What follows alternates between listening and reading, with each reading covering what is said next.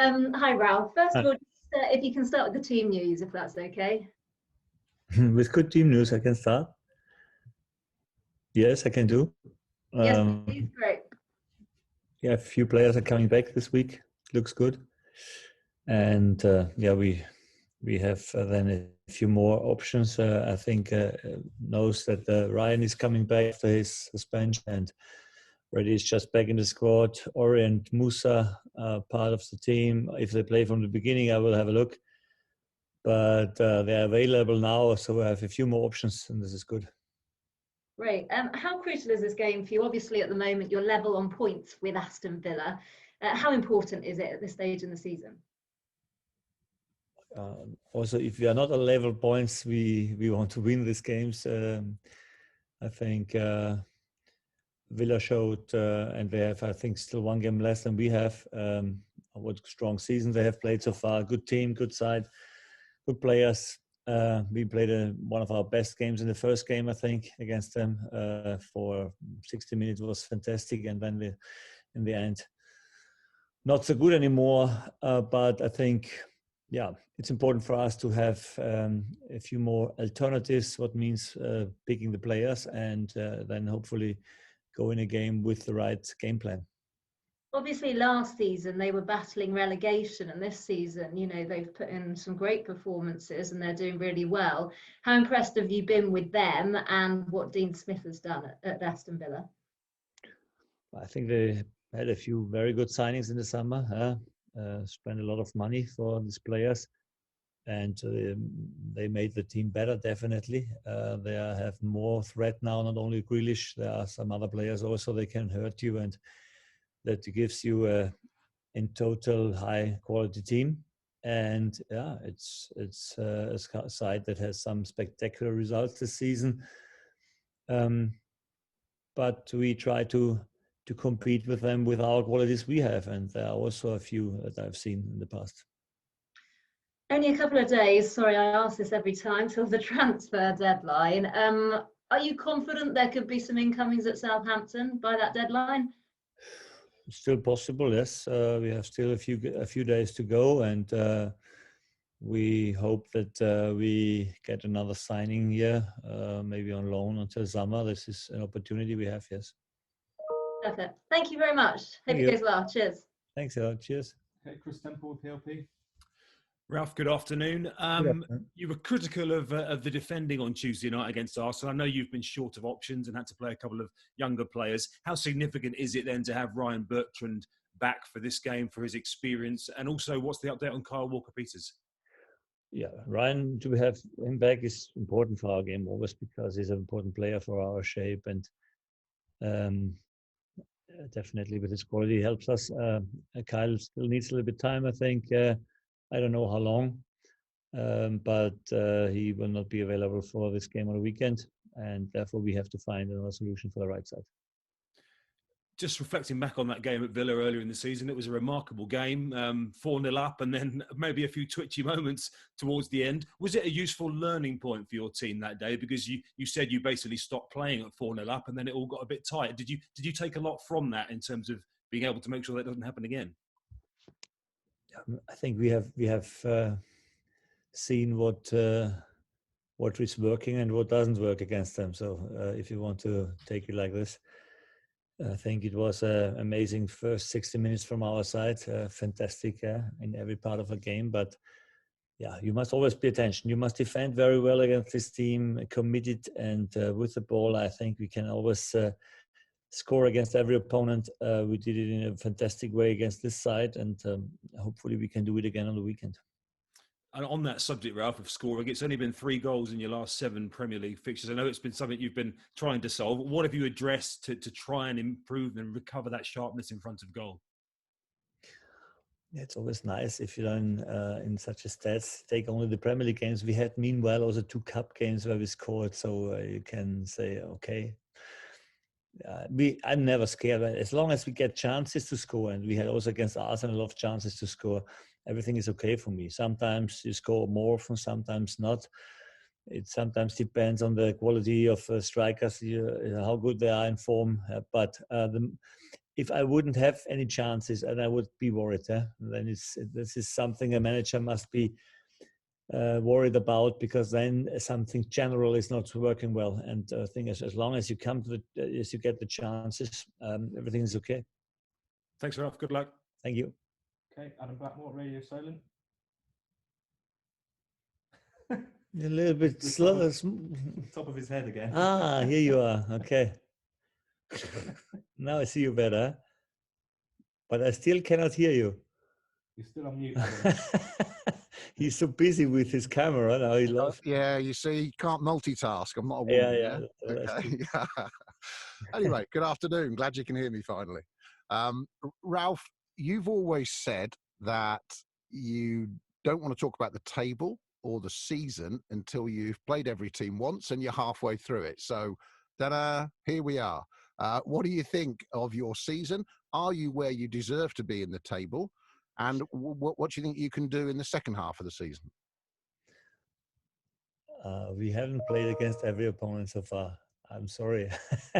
But I understand what you mean. We had played half the games and we are in position 11, I think, with one game less to play. So, yes, I mean, until the moment where we had started struggling with a few injuries, I think we had an unbelievable season so far.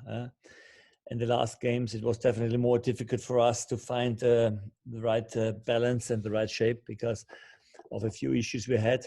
But when I see when you pick some developments, especially against the ball, I think our defense work was much better in the last games.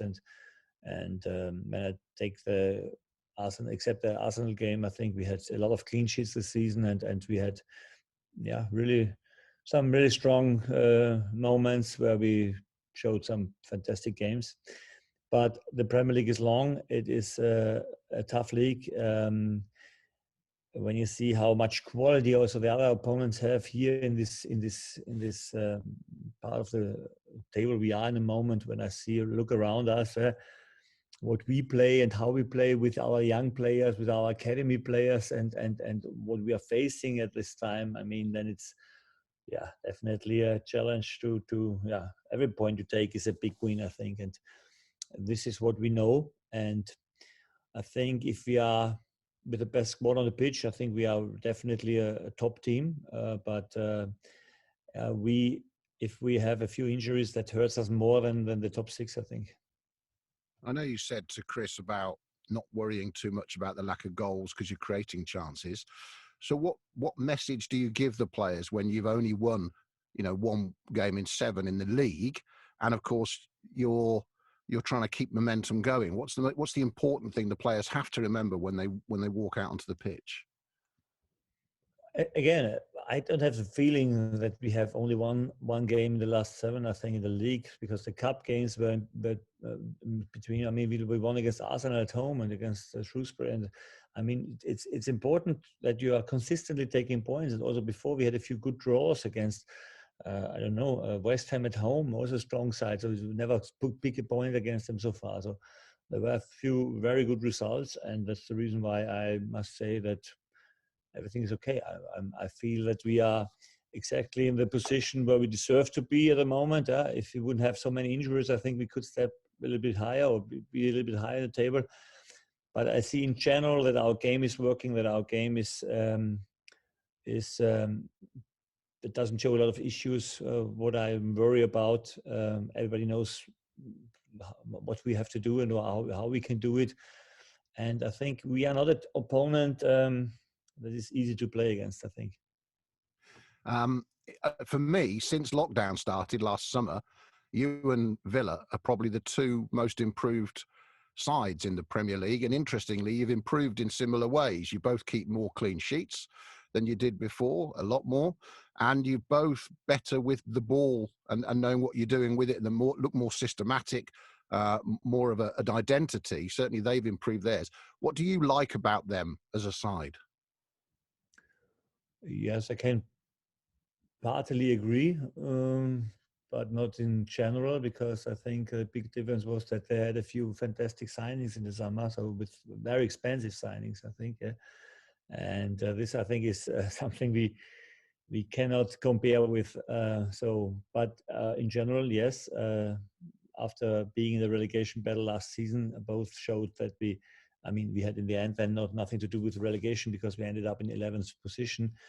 They had, I think, they saved themselves on the last round or 2 rounds before end. But I think it's important if you want to make the next step that you improve your game with the ball, especially because this is always the key of stressing the opponent a little bit more, and also don't concede so many goals because you have the ball more. And I think it's for us absolutely necessary to go this path. Also, it was a little bit risky in the beginning, but now we get used to it. And even if in the last game we made a few mistakes and concede 1 goal, I think we will not stop working on this part of our game, and it is getting better and better. And now Ori maybe comes back, and a few other players are coming back. They have quality on the ball, so that should help us to climb again to this level where we have been this season once. Thanks for your time, Ralph. Good luck tomorrow. Thank you. Bye-bye. It sounds like Jake Vokins could be going out on loan. And can you confirm that? And if he is, are you expecting placement in? There's been a bit of talk about Ainsley Maitland-Niles at Arsenal. Yes, I can agree that Jake is going, because I think in the moment it's better for him to get a little bit more games to develop.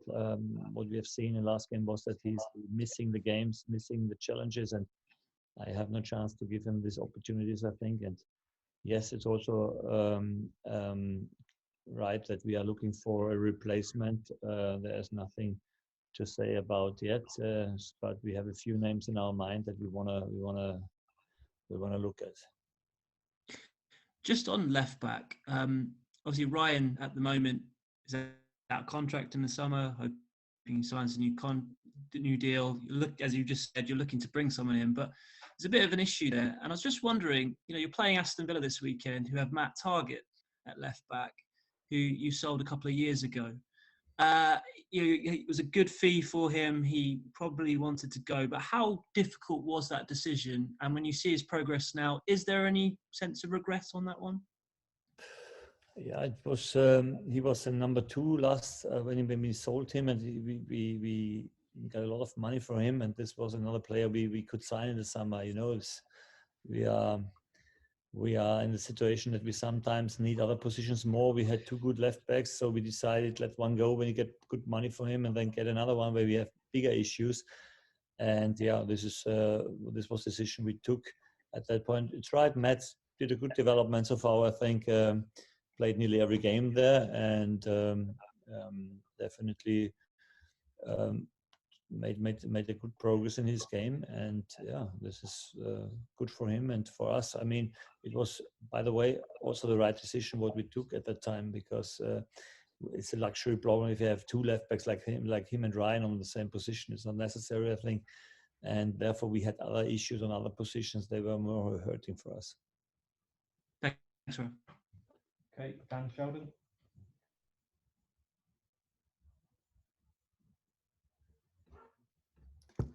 Thank you, Jordan. Good afternoon, Ralph. If I could just talk to you about Diallo. I know you've been speaking a lot about him recently, but when did you realise that his versatility was such a strength? And when did you know that he could play right back, left back, midfield, or? Yeah, I mean, when you see qualities from a player and you try to rate him, then I think you're always looking on every part of his game. And I knew that he can run a lot. I knew that he's strong against the ball because he's aggressive. What I didn't know is that he had so good decision making with the ball, and I think he learned very quick what this is about, to play in our shape and to play in our system. And I think, he showed immediately that we have here a player that definitely gives us a lift in the quality he shows. And how did you manage that situation with Oriol? Now Oriol's coming back, because Oriol didn't really do anything to get dropped. He was playing really well up until he got injured. Now Diallo's come in and he's doing fantastic. How do you handle that? I know it's a nice problem for you to have, but how do you handle that? You are right. It's a nice problem to have. It's always the most important thing for a manager to bring the best players you have on the pitch. And if you bring them in their best positions on the pitch, even better, I think. Yeah. Sometimes you have to change it slightly, that everybody is in a situation that he's a little bit used to, but maybe not in a perfect situation all the time. But this can help to bring every player, every important player on the pitch, and this is the goal you have. And you can be sure that we find for everybody who deserves to play, you find a position to play to. Thank you, Ralph. Good luck for the weekend. Okay, Dan Rose. Hi, Ralph. You okay? I'm okay, thank you. Dan obviously mentioned there and touched on Oriol. Just how much of a boost is it to have him back as a quality player, but also his experience as well when you've been playing a lot of young lads in recent weeks? Yeah, for us, always important to bring back the players that have been injured. And with Oriol, I mean, he was in fantastic form when he got this calf injury. And yeah, I mean, he made a sensational development since summer. I call him sometimes a diesel because it needs a little bit longer to come in the right move. But he changed his physically strengths in the summer also.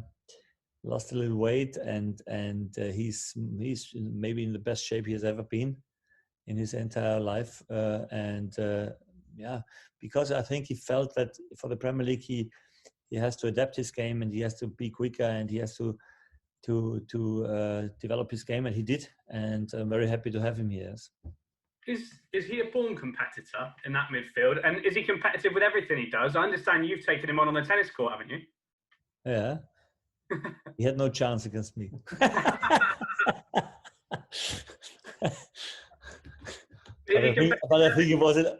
I think he was a little bit nervous and let me win, because it's always good when you let the manager win, This is also possible. I don't know. Competitive edge with everything he does, though. Yeah, I like this guy. I like this professionalism he has, and this mentality he has. He's always positive for the team. Even if he wasn't part of the squad, he was the first guy on the pitch and the first guy in the training, and wants to work hard all the time. And this is fantastic. Really, I like this. I like watching him playing football and being around us. This is good. Perfect. Thanks, Ralph. Thank you. Okay, Tom Leach. Hello, Ralph. You okay? Okay, thank you. We've heard an injury update on a few of the lads. Can I ask about Yannick, Nathan Teller, and Salisu? How are they? Are they still moving along? Still moving on. Still not back in the training sessions with the team. Should take a few more days. Hopefully not too long. But yeah, it's a light at the end of the tunnel. Good to hear. If I can just ask one as well about transfers. In your search for a loan signing between now and Monday, are you looking specifically for a left back, or would you rather a player arrive who could play in multiple positions? For example, give you an option of right back, left back, and maybe in midfield. Yeah, as you know, we're always looking for players. They are more flexible and used to play several roles in my team, and I think the most important thing is that he's smart and understands very quickly, like Theo was when he was coming in here. He also played 10 and striker meanwhile, and this is for me an important part of a player today, of a modern football player, that he understands the game, what we want to play with the ball, without the ball. He's always online, and you can work with him and develop him, and I think he gets the chance. Yes, so we want to have this type of player, yes. Is it youth that you're looking for over other things? I remember you saying with Theo's arrival that he was a senior player who maybe surprised and impressed you a little bit with how quickly he took things on board. Has that opened your mind maybe to entertaining more senior arrivals as opposed to looking for younger players? Yes, I always said that it was maybe it can be a new target for us, finding this kind of players if they are still fit and still can run and are experienced. Experience is never. It's only then an issue if it brings you to stop learning. I think, yeah. If the experience makes you stopping learning, I think then it's not good. Then it's definitely the first step in the different direction. And But if he is open-minded, I made the experience that it is definitely possible that the hard disk is not full and there's still some space for new things you have to learn. But it's not about young and old, it's about what is helping us for what we need in the moment. Flexibility is more important than the age.